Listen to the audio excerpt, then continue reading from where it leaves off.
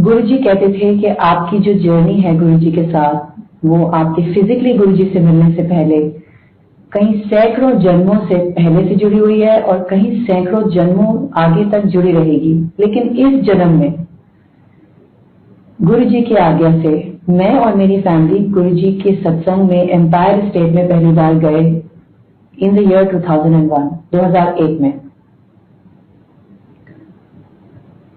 वो पहला गुरु जी का जो दर्शन था, मैं कॉलेज गोइंग स्टूडेंट थी तब, वो बहुत ही अलग था, जैसा हमने कभी कहीं नहीं देखा था, किसी मंदिर में, किसी गुरुद्वारे में, किसी होली प्लेस ऑफ वर्शिप में। इतना डिवाइन एटमॉस्फेयर था, टोटल साइलेंस, एकदम शांति और अपनी गद्दी पे विराजमान गुरु जी। आई एम श्योर कि वहां पे बहुत सारी और संगत भी जमा होंगी उस दिन, लेकिन जब वो दिन याद आता है तो सिर्फ गुरु जी की प्रेजेंस याद है। हम गए और बैठे, गुरु जी ने आज्ञा दी तो हम वहां बैठ गए, चाय प्रसाद पिया, लंगर प्रसाद खाया। हमें जो गुरु जी के पास अंकल लेके आए थे, God bless him, guru ji always keep him in his sharan, उन अंकल ने हमें पहले ही समझा दिया था कि आपने गुरु जी से कुछ बोलना नहीं है। लेकिन ये चीज सुननी उनसे और एक्सपीरियंस करनी हमारे लिए थोड़ी डिफरेंट थी, बिकॉज जब हम गए हमें लगा कि अगर हम कुछ बोलेंगे नहीं तो हमारी प्रॉब्लम कैसे समझेंगे गुरु जी, बिकॉज हम सब गुरु जी की अलग अलग क्लासेस में होते हैं। और तब मेरी समझ इतनी थी कि, और ये बात सही है कि आप जब भगवान से कनेक्ट करने की कोशिश करते हैं एज ह्यूमन, अक्सर हमारा एक मकसद उसके पीछे होता है, हम थोड़ी सेल्फिश होते हैं। जब हमें कोई प्रॉब्लम होती है या कोई दिक्कत आती है और वो चीज अगर ह्यूमनली हमसे सारे उपाय लगाने के बाद सॉल्व नहीं होती, हमें लगता है कि अब हमें एक डिवाइन सहारे की जरूरत है, ये चीज ह्यूमनली पॉसिबल नहीं है, ये अब एक कोई डिवाइन पर्सनालिटी ही, भगवान ही ठीक करेंगे। तो ऐसा मेरी फैमिली की कुछ सिचुएशन थी उस समय जब हम गए। तो हम ये नहीं समझ पा रहे थे कि अगर हम बताएंगे नहीं कि जो प्रॉब्लम हम फेस कर रहे हैं तो गुरुजी उसे सॉल्व कैसे करेंगे। एनी हाउ जो संगत अंकल हमें लेके गए थे, उन्होंने कहा था कि चुप रहना, तो हम चुप रहे। बहुत ब्यूटीफुल डिवाइन एक्सपीरियंस था। और जब हम उठ के जाने लगे तो गुरुजी ने बड़े प्यार से मेरी मदर से बात की और कहा कि कल फिर आ जाएंगे। तो जैसे गुरुजी, क्योंकि गुरुजी हमारे सामने विराजमान थे, हमें नहीं समझ में आया था पहली गुरुजी के दर्शन में कि गुरुजी साक्षात भगवान हमारे सामने बैठे हैं। वो जैसे हमें फिजिकली सामने अपीयर हो रहे थे, उसी तरह से हमने भी उनको, उनकी प्रेजेंस को फील किया। और जब उन्होंने एक बात कही मेरी मदर से कि कल फिर आ जाएं, तो मेरी मदर ने भी एकदम ही स्पॉन्टेनियसली उस बात का जवाब दिया कि गुरुजी कल तो हम नहीं आ सकते, कल तो हमें वैष्णो देवी जाना है। जैसे ही मेरी मदर ने ये बात बोली तो गुरुजी ने उनको फिर पलट के कहा कि तो फिर यहाँ क्या लेने आई है, वहां ही जा। अब हम बड़े हैरान, गुरुजी से हमें ये भी पता था कि ज्यादा सवाल जवाब नहीं करने से बोलना ही मना था, तो उसके अलावा हमने कुछ कहा नहीं। कंफ्यूज होके हम अपने घर वापस आ गए। पूरी रात की बात सोचते रहे और जो बात अब समझ में आती है, जो गुरुजी ने समझाई है कि एक जगह पे अपनी श्रद्धा लगाइए, एक जगह भक्ति कीजिए। वो गुरुजी हो, साईं बाबा हो, वैष्णो देवी हो, all are one divine light. जैसे कि हम अपने गुरुजी को वन डिवाइन लाइट मानते हैं, all are one divine light. शायद गुरुजी ने यही बात हमें समझानी थी एज आवर फर्स्ट लेसन उनके दरबार में, जो पहली सीख थी। पूरी रात उस समय हम सोचते रहे, कहीं से गुरुजी ने ज्ञान दिया होगा, लेकिन अगले दिन हम पलट के वापस गुरुजी के दरबार आ गए। फिर उसके बाद कहीं नहीं गए, फिर बस गुरुजी के दरबार ही आते रहे। तो गुरुजी ने पहली ही मुलाकात में एक बात समझाई, एक क्रूशियल लेसन सिखाया कि सब साधे कोई न सधे, एक साधे सब सधे। So there he is one divine light. आप उनसे कनेक्ट होके सारी डिविनिटी से कनेक्ट हो जाते हैं। एक जगह अपनी भक्ति लगाइए। ऐसी सीख मुझे लगता है कि हमें भी।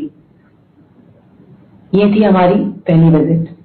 उसके बाद हम ओवरसीज रहते थे एज अ फैमिली। मेरी फैमिली कुवैत में रहती थी, तो हम लोग ऑफन आते जाते रहते थे दिल्ली, और गुरुजी जब जब मौका देते थे तो हम लोग गुरुजी के दर्शन करने जाते थे। और मैं उस समय कॉलेज में दिल्ली में ही पढ़ती थी, पास में ही, तो मैं अपनी फैमिली के साथ आया जाया करती थी। लेकिन मेरे बारे में एक बात थी कि मैं साईं बाबा को मानती थी, शिरडी साईं बाबा को।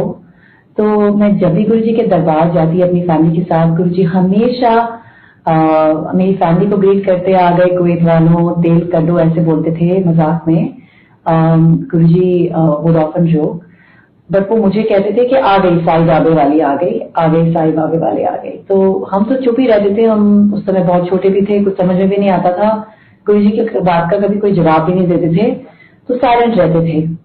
बट मेरी एक आदत हो गई थी कि मेरी फैमिली सारी गुरुजी के दरबार जैसे दरवाजे खुलते थे शाम को पहुंच जाते थे, लेकिन मैं पहले मंदिर जाती थी शिरडी साईं बाबा के, और फिर शाम को लेट रात को छतरपुर से एम्पायर स्टेट सुल्तानपुर में जाती थी अराउंड रात को 10 बजे। कभी ऑटो में, कभी तो 10 में, कभी जैसे कॉलेज स्टूडेंट होते हैं कभी ऑटो में बैठ गए कैसे भी, या कभी किसी फ्रेंड ने ड्रॉप कर दिया। बहुत ही लापरवाह तरीके से गुरुजी के वहां जाते थे 10 बजे। उस समय यूजुअली लंगर भी खत्म हो जाता था, एंड यूजुअली गुरुजी कुछ नहीं कहते थे। इतने हमारे गुरुजी काइंड, मैग्निफिसेंट, मैग्नानिमस हैं। वो हमेशा ही आपको अपने बच्चों की तरह ट्रीट करते हैं। गुरुजी के दरबार में हर एक के लिए जगह है, और नौटी बच्चों के लिए भी जगह है ही।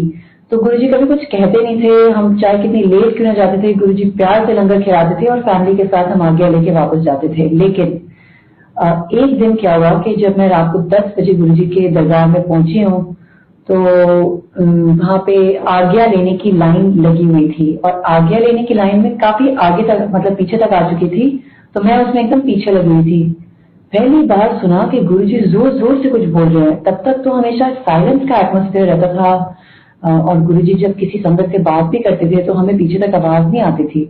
लेकिन आज मुझे ऐसा लगा कि जैसे गुरुजी जोर जोर से कोई बात बोल रहे हैं। फिर धीरे धीरे मैंने देखा कि सारी संगत आसपास अगल बगल जो बैठी हैं, और मेरे से आगे जो लाइन में क्यू में लगी हैं, वो सब मुड़ के मुझे देखना शुरू हो गई। तो मुझे लगा कि, और क्योंकि हम पंजाबी नहीं बोलते थे एज अ फैमिली, तो मुझे भी समझ में नहीं आया कि गुरुजी क्या बोल रहे हैं पंजाबी में। It was very clear.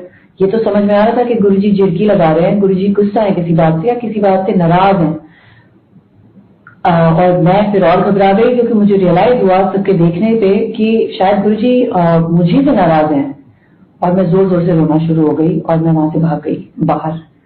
और मैं बाहर जाके खूब रोई, और पीछे से मेरी मदर आई भागती भागती, और एक संगत के अंकल भी आए, गॉड ब्लेस हिम। तो मेरी मदर आई और कहने लगी, आप कहाँ हो बेटा, शाम से गुरुजी आपका बार बार पूछ रहे हैं, आप मोबाइल भी नहीं उठा रहे हो। गुरुजी मुझे कितनी बार पूछ चुके हैं आपका। मैंने कहा, आप तो जानते ही हो कि आप मैं जाती हूँ साईं बाबा के मंदिर, और इसलिए मैं लेट हो गई। तो मेरी मदर ने कहा कि नहीं, पता नहीं क्या बात है, आज गुरुजी शाम से ही तेरा पूछ रहे हैं, पता नहीं आप कहाँ हो, क्यों नहीं आए। तो फिर मैंने एक बात कही, और अंकल भी, एक संगत के जो अंकल थे मुझे समझा रहे थे। मैंने कहा मैं अंदर नहीं जाऊंगी फिर से आज्ञा लेने, बिकॉज मुझे बहुत डर लग रहा है, गुरुजी फिर से डांट लगाएंगे। बट आज्ञा लेने का टाइम था, और घर तो जाना ही था। तो दोनों अंकल ने और मेरी मदर ने समझाया कि नहीं, गुरुजी हमारे बड़े हैं, और उनसे आज्ञा तो जरूर लेनी है। तो प्यार से, थोड़ा डांट से दोनों मुझे समझा रहे थे। किसी तरीके से उन्होंने मुझे समझा लिया। मैं बहुत डरते डरते वापस अंदर गई गुरुजी के दर्शन करने, और मुझे लगा ओ माय गॉड, मैं मतलब अंदर से रोने के लिए तैयार थी। मुझे लगा फिर से डांट पड़ेगी। बट लेकिन जैसे ही मैं गुरुजी के सामने गई और आज्ञा लेने का टाइम आया, मैं झुकी नीचे गुरुजी के पैर पड़ने के लिए। गुरुजी ने इतनी बड़ी स्माइल दी, जैसे कि वो एकदम रेडिएंट, उनका पूरा फेस जैसे चमक रहा था, एक डिवाइन लाइट थी जैसे, एकदम स्माइल उनकी ईयर टू ईयर जैसे कहते हैं, इतनी बड़ी स्माइल देके गुरुजी ने अपना हाथ आगे किया, मुझसे हाथ मिलाया, और स्माइल करते हुए कहते हैं, जा ऐश कर। जैसे कि वो मुझसे बहुत ही खुश हो किसी बात से। मतलब जो पहले का डांट वाला गुरुजी का रूप था और जो अभी का गुरुजी का रूप था, वो एकदम इतने अलग थे, मेरी समझ में ही नहीं आया क्या हुआ। और गुरुजी के से आज्ञा लेके, ब्लेसिंग लेके मैं वापस आ गई।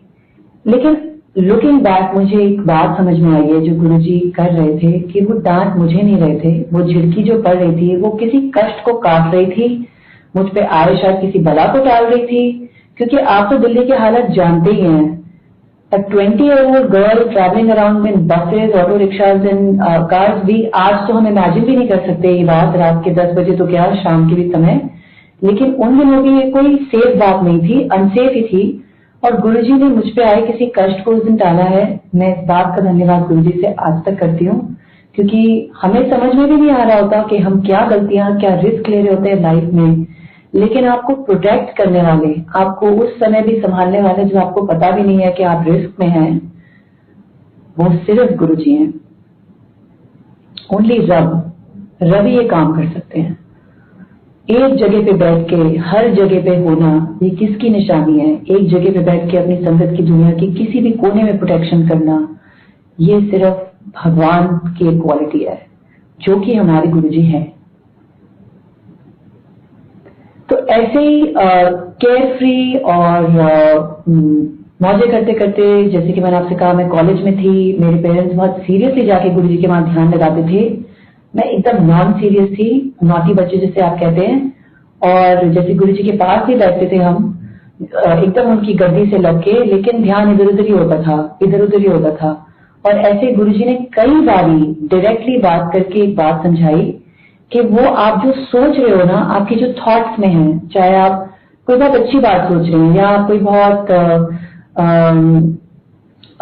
डीप बात सोच रहे हैं या कोई नेगेटिव बात सोच रहे हैं, लेकिन गुरुजी को कई बारी गुरुजी ने ये रियलाइज कराया मुझे डायरेक्टली कि गुरुजी कैन रीड माय थॉट्स। उनको पता है कि बगैर बोले आपके मन में क्या चल रहा है। और ये अभी की बात, तभी की बात नहीं है, आज तक की भी बात है। गुरुजी समाधि भी ले चुके हैं, but he knows what is going on in your mind. तो ये एक बात है कि गुरुजी से direct connection is important, because Guruji आपकी एग्जैक्टली वो बात समझते हैं जो आप किसी को आपको कहने की जरूरत नहीं है। आप डायरेक्टली अपनी बात गुरुजी से कहिए, अपनी सारी थॉट्स गुरुजी की तरफ डाइवर्ट कीजिए। कोई प्रॉब्लम है, गुरुजी कहते थे कि अपनी हाईएस्ट से हाईएस्ट प्योरेस्ट थॉट्स से लेके सबसे नेगेटिव थॉट्स सब कुछ share with me like a best friend. और यही डायरेक्ट कनेक्शन है गुरुजी के साथ, कि आप सब कुछ गुरुजी के साथ शेयर कीजिए। गुरुजी आपको डायरेक्टली कनेक्ट भी होते हैं और आपको डायरेक्टली गाइड भी करते हैं।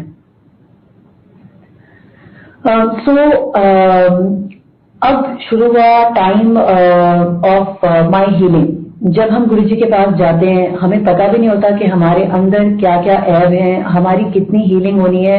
हम शायद मन में कोई बात सोच के जाते हैं कि हमें ये चाहिए या वो चाहिए, या मेरा ये काम हो जाए, वो काम हो जाए। हर किसी की जर्नी कहीं से शुरू होती है गुरुजी के साथ। लेकिन गुरुजी को आपका सब कुछ एक्सरे विजन की तरह, उनको आपका अगला पिछला सब कुछ पता होता है, और वो सब कुछ आपके लिए पहले क्योर कर रहे होते हैं। तो हम कोई चीज अगर सोचते हैं, मांगते हैं गुरुजी से, the reason that is not right is क्योंकि आप तो मांग लेंगे, और गुरुजी इतने अमेजिंग हैं, इतने दान करते हैं गुरुजी, इतने दयालु हैं कि इतने प्यार करते हैं अपनी संगत से। आपकी मांगी हुई चीज तो आपको मिल जाती है, लेकिन हमें नहीं पता कि असल चीज क्या है जो गुरुजी हमें देना चाहते हैं।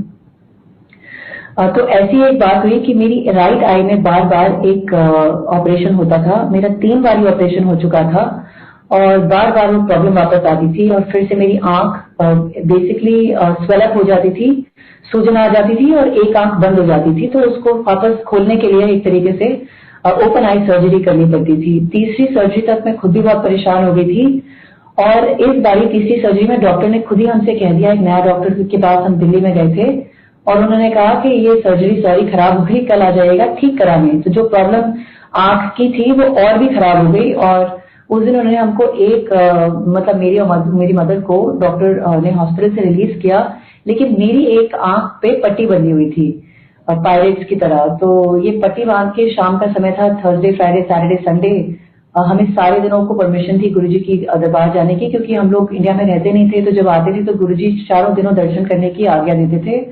तो उस दिन एक संगत डे था, गुरुजी का डे था, तो हम लोग सीधा हॉस्पिटल से पट्टी बंधवा के गुरुजी के पास पहुंचे। अब क्योंकि हॉस्पिटल से आ रहे थे तो लेट हो गया था, और गुरुजी के वहां 9 बजे लंगर लग जाता था।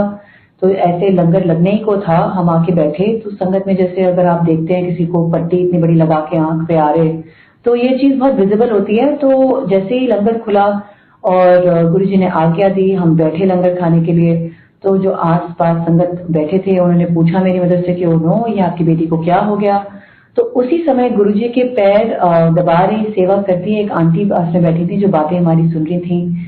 तो मेरी मदर ने संगत आंटी को कहा कि देखिए ना, इन्होंने फलाने फलाने हॉस्पिटल में मेरी बेटी की आंख की सर्जरी खराब कर दी है, अब तो गुरुजी इसको ठीक करेंगे।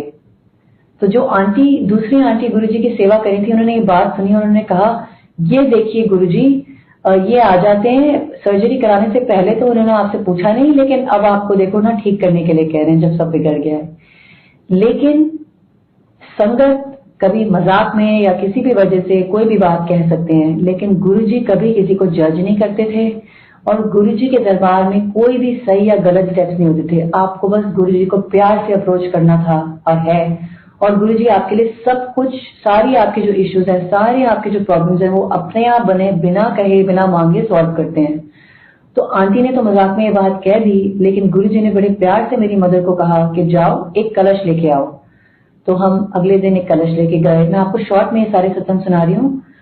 शॉर्ट में ये है कि गुरुजी ने कहा कलश लेके आइए, तो हम जल्दबाजी में जो कलश मिला ले आए। जैसे ही गुरुजी ने देखा, उन्होंने कहा कि ये कलश नहीं हो सकता, और आंटी ने हमको समझाया कि कलश एकदम शाइनिंग होना चाहिए। तो आज भी कोशिश होनी चाहिए या रहती है कलश की शाइनिंग रहे, क्योंकि आप जानते हैं कि कॉपर के कलश होते हैं वो ऑक्सीडाइज होते हैं, लेकिन उनको साफ करना और शाइनिंग क्लीन रखना ये गुरुजी की आज्ञा थी, और इस आज्ञा एक हुक्म था और इस हुक्म का पालन करना चाहिए। तो ये गुरुजी ने डायरेक्टली समझाया अपने वर्ड से कि कलश एकदम शाइनिंग होना चाहिए। फिर अगले दिन हम एकदम साफ शाइनिंग कलश लेके आए। संगत जी, गुरुजी ने कलश ब्लेस करके दिया। उस कलश से मैं आज तक आधे का पानी पी रही हूँ जैसे कि गुरुजी ने हुक्म दिया था, और आधे से नहा रही हूँ। और उस कलश के पानी को पीते पीते आज कितने साल हो गए हैं, और मैं कभी उस सर्जरी को ठीक कराने नहीं गई वापस। जो मेरी आंख पे पट्टी बंधी थी, कलश के पानी पीते पीते पहले आंख की सूजन कम हुई, फिर उसके बाद पट्टी उतरी, और उसके बाद वो दिन आज का दिन है, ऑलमोस्ट 15-20 साल हो गए हैं, कभी मेरी आंख में वो प्रॉब्लम फिर से नहीं आई। बस गुरुजी का जो कलश है वही एक उपाय है जो मैं आज तक कर रही हूँ। सो टू से कि ये गुरुजी की जो ब्लेसिंग्स होती हैं, चाहे वो डायरेक्ट किसी और हुक्म में, किसी और उपाय में रूप लेती हैं या कलश का रूप लेती हैं, लेकिन ये एक डिवाइन ब्लेसिंग है। जो चीज मेडिकल साइंस नहीं कर सकती, आपके लिए वो चीज गुरुजी की ब्लेसिंग्स करती हैं, कभी कलश के फॉर्म में या कोई और बताए हुए फॉर्म में। और इसके कई सैकड़ों एग्जाम्पल संगत में ऑलरेडी अवेलेबल है, लेकिन ये मेरा पर्सनल एक्सपीरियंस है कि कलश के होते हुए मुझे अपनी आंख की खराब हुई सर्जरी को कभी ठीक नहीं कराना पड़ा। आज हम वीडियो पे नहीं है, लेकिन मेरी आंखें दोनों बिल्कुल परफेक्टली फाइन है। जय गुरुजी, आपका प्रणाम गुरुजी, शुक्राना। गुरुजी मोस्टली जब हम एम्पायर स्टेट में गुरुजी के दर्शन करने जाते थे उन दिनों, तो एम्पायर स्टेट में ही हमारे दर्शन होते थे। जो फंक्शन डेज होते थे बड़े वाले, न्यू ईयर पे हो गए एक्सेट्रा, गुरु पूर्णिमा पे, वो बड़े मंदिर में मनाए जाते थे। तो ऐसे करते करते हम, हमारे लिए मंदिर जैसे हम जहाँ माथा टेकने गुरुजी बुलाते थे, उस समय एम्पायर स्टेट जाते थे। तो एक बारी क्या हुआ कि जैसे कि मैंने आपको बताया, हम लोग इंडिया से बाहर रहते थे, तो मेरा एक इंटरव्यू कॉल आया इंडिया, लेकिन वो इंटरव्यू कॉल लंदन की एक यूनिवर्सिटी के लिए था जहाँ मुझे मास्टर्स पढ़ने जाना था। तो मुझे लगा, और उन दिनों एक लो कॉस्ट एयरलाइन चलती थी, आप सुबह जाके शाम को वापस आ सकते थे। तो मेरे को लगा कि मैं सुबह जाऊंगी और शाम को वापस आ जाऊंगी। फैमिली में भी किसी को इन्फॉर्म नहीं करूंगी, क्योंकि एक दिन में दिल्ली में बहुत सारी जगहों पे जाना मिलना वगैरह थोड़ा मुश्किल होता है। तो मैंने अपने एक कजन ब्रदर को इन्फॉर्म किया कि मुझे एयरपोर्ट से ले लेना, इंटरव्यू पे ड्रॉप कर देना, फिर वापस एयरपोर्ट ड्रॉप कर देना। तो ऐसे मैं एक दिन के लिए सिर्फ इंडिया आई, दिल्ली आई, और गुरुजी की पुल एक ऐसी स्ट्रॉन्ग पुल थी कि despite being young and not so connected at that time, जो कि मैं सोचती थी कि शायद मेरे पेरेंट्स ज्यादा कनेक्टेड होंगे उस समय, लेकिन जब हम एम्पायर स्टेट क्रॉस कर रहे थे एयरपोर्ट के रास्ते में, तो एक अंदर से जैसे एक हार्ट की आपकी कॉल होती है कि आप शायद गुरुजी को रियलाइज करें ना करें, आप शायद गुरुजी को वर्चुअली या एक्चुअली सरेंडर करें ना करें, लेकिन अंदर से आपका एक इमोशनल कनेक्शन होता है गुरुजी के साथ। और एक मुझे ऐसे फील हुआ कि मुझे गुरुजी के से दर्शन किए बिना, गुरुजी के मुझे वापस नहीं जाना चाहिए। तो मैंने अपने कजन से कहा और ऐसे ही कहा कि प्लीज गुरुजी के वहां चलते हैं माथा टेक के, वरना वैसे ही घर पे बहुत डांट पड़ेगी। ऐसे करके मैंने उसको जस्टिफिकेशन दी, but the pull was emotional without even knowing कि क्यों मैं ऐसा करना चाहती हूँ। गुरुजी के मंदिर आया और हम गुरुजी के मंदिर में दोनों जाके गुरुजी के दर्शन करने बैठ गए। तो हम जाके पीछे बैठ गए, क्योंकि गुरुजी तो हमेशा जब भी हम लोग दर्शन करते थे गुरुजी की फैमिली के साथ, तो मेरे मदर या फादर से ही बात होती थी, तो हमें तो कोई एक्सपेक्टेशन भी नहीं थी। हम तो माथा टेक के और गुरुजी के दर्शन करके एयरपोर्ट को निकलने को थे। तो जैसे ही हम जाके बैठे तो गुरुजी ने इशारे से हमें बुलाया।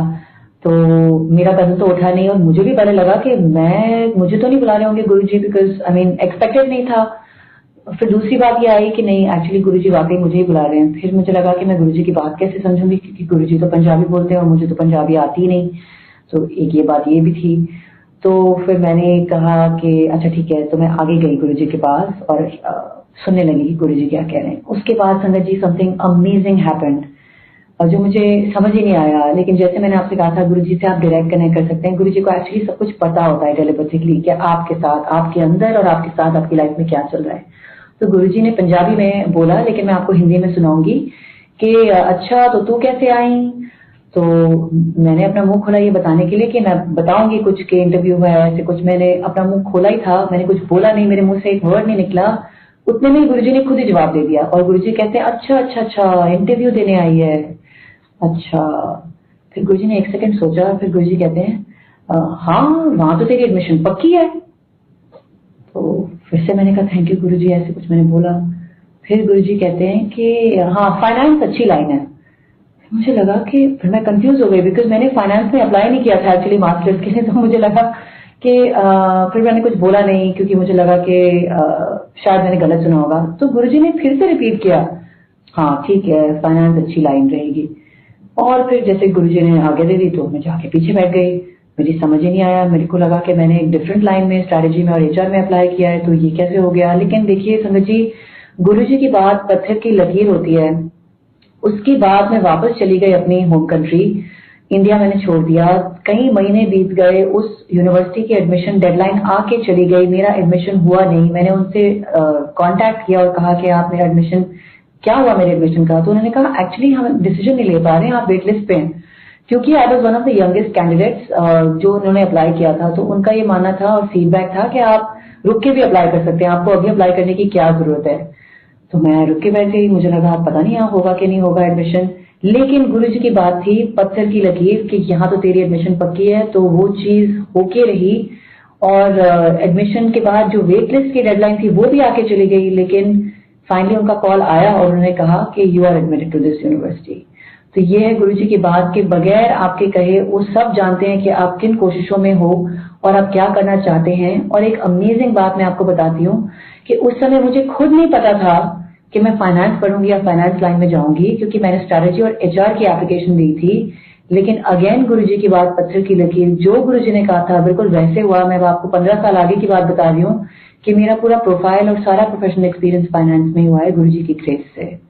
सो जो चीज आपकी प्रोफेशनल करियर डेवलपमेंट में आगे होने वाली थी, ये भी गुरुजी को उस समय पता था जब हम सिर्फ स्टूडेंट्स थे या स्टूडेंट्स बनने की एडमिशन ले रहे थे। सो ये कौन कर सकते हैं, सिर्फ गुरुजी कर सकते हैं। उनकी एक अमेजिंग डिविनिटी जो है, उनको सब कुछ आपका अगला पिछला पता है। वो आपको हर चीज के लिए ब्लेस कर रहे होते हैं, लेकिन हमें असल चीज मांगनी होती है, जॉब, एडमिशन, ये वो एटसेट्रा कभी नहीं मांगनी होती गुरुजी से, बिकॉज ये सब तो आनी जानी चीजें हैं। अगर होनी होंगी और गुरुजी को लगेगा आपके लिए सही है तो वैसे ही दिलवा देंगे। असल चीज होती है गुरुजी के साथ कनेक्शन मांगना, उनके साथ उनका नाम मांगना, उनसे जुड़े रहने की इच्छा, एक इमोशन होना, वही सबसे असल चीज है। और एक यही चीज काम आती है और कोई चीज लाइफ में काम नहीं आती। अब मैं आपको बताती हूँ क्यों।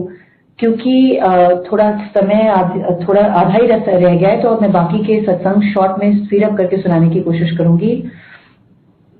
मेरा एडमिशन हो गया और मैं लंदन चली गई। जब मैं लंदन चली गई तो उसके बाद जो पहली छुट्टियां थी उनमें मैं 2006 जनवरी में वापस दिल्ली आई।